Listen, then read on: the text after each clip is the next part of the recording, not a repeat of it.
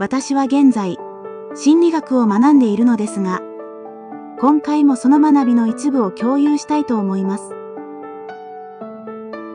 皆さんは共感疲労という言葉をご存知でしょうか？共感疲労とは、他人の気持ちに寄り添いすぎるあまり、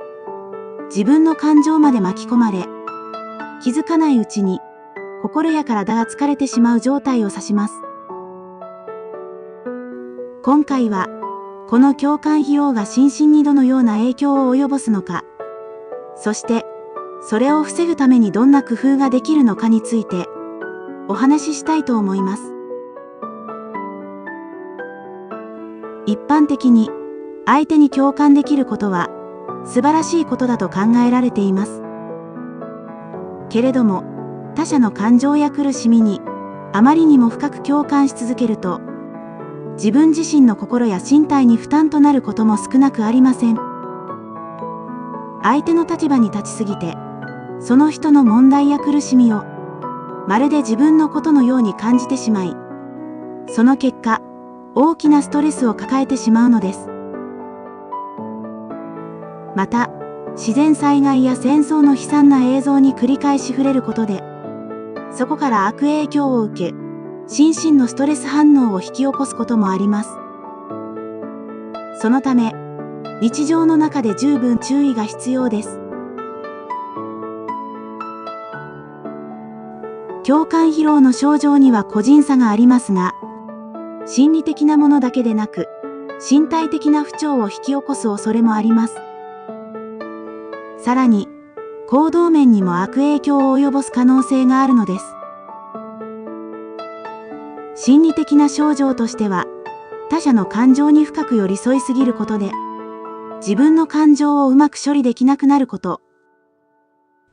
他者の問題を解決できないことに対する無力感や罪悪感に苛まれること、世界や人生に対して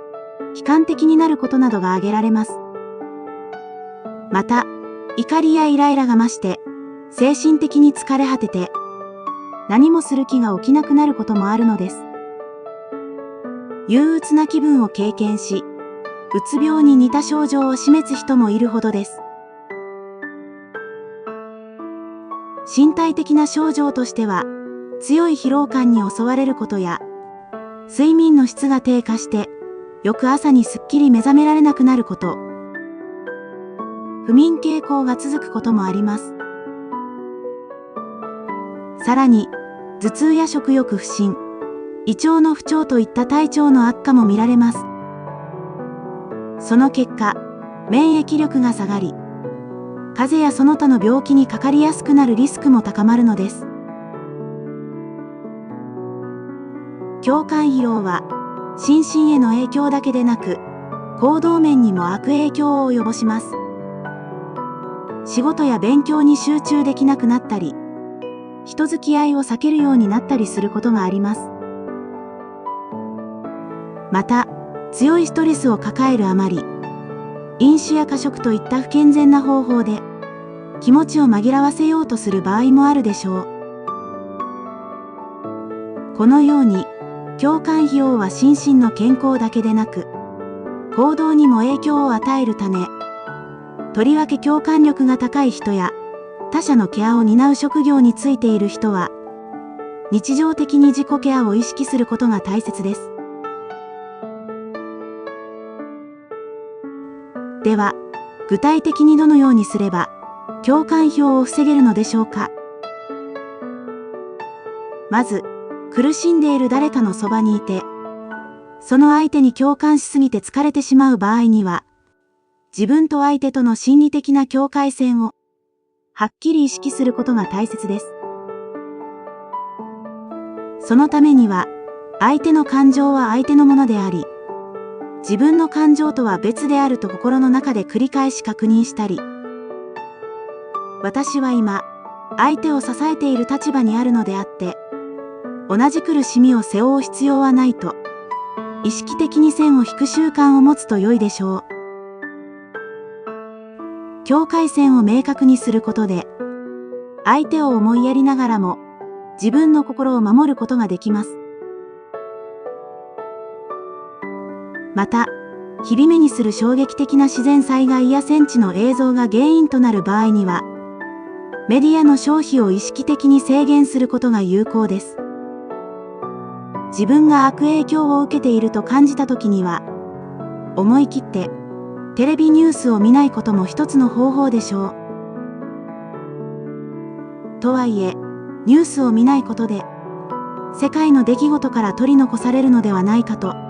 心配になる方もいるかもしれません。そのような場合には、インターネット上のテキスト情報を利用して、ニュースを得ることをお勧めします。映像に比べるとテキストは刺激が弱く、心へのダメージを軽減できるからです。テレビでは高い視聴率を獲得しようとして、生々しい映像を流すこともあるため、そうした映像に巻き込まれない工夫が大切です。さらに、ニュースフィードの見出しだけを確認し、読むべき記事と避けたい記事を自分で選び、必要なものだけに絞って読むようにすると良いでしょう。大切なのは、テレビやインターネットから受動的に情報を浴びるのではなく、自ら能動的に取捨選択していく姿勢です。それと同時に、今の自分にできることと、できないことをはっきり区別し、できないことには深入りしないことも大切です。どんなに悲惨な状況を目にしても、自分にできることと、できないことがあることを理解しなければなりません。例えば、募金をして、戦地や被災地の人々を支援するなど、自分にできる範囲で困っている人を助けることは、積極的に取り組むべきでしょう。しかし、現状でそれ以上のことができないのであれば、そこで思い悩むのをやめ、無理に関与しない方が賢明です。他者を思いやる気持ちは尊いものですが、自分の力を超えることまで背負おうとしても、良い結果にはつながりません。それよりも、自分自身の生活にしっかり目を向けることが大切です。ストレス軽減のためにも、運動やわらく、趣味の活動に目を向けることも良いでしょう。今回の話をまとめてみましょう。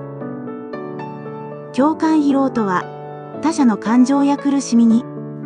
深く共感し続けることで生じる疲労やストレスのことです。心理的な影響だけでなく、身体的な不調や行動面への悪影響にもつながるため、放っておくと生活全般に支障をきたす恐れがあります。共感疲労を防ぐためには、心理的境界線を意識して、相手と自分の感情を切り分けること、自分にできる範囲とできない範囲を明確にすること、メディアの情報を上手に取捨選択することなどを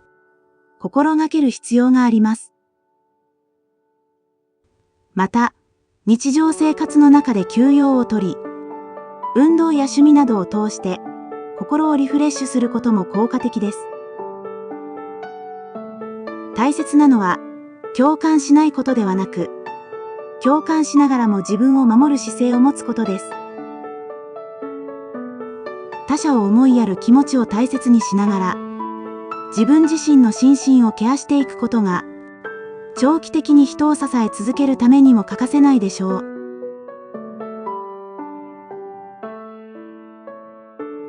ご視聴いただき、ありがとうございました。これからも時々、心理学の学びをシェアします。応援していただけたら嬉しいです。もしこの動画が少しでもお役に立てたなら、高評価とチャンネル登録もしていただけると励みになります。それでは、また次回の動画でお会いしましょう。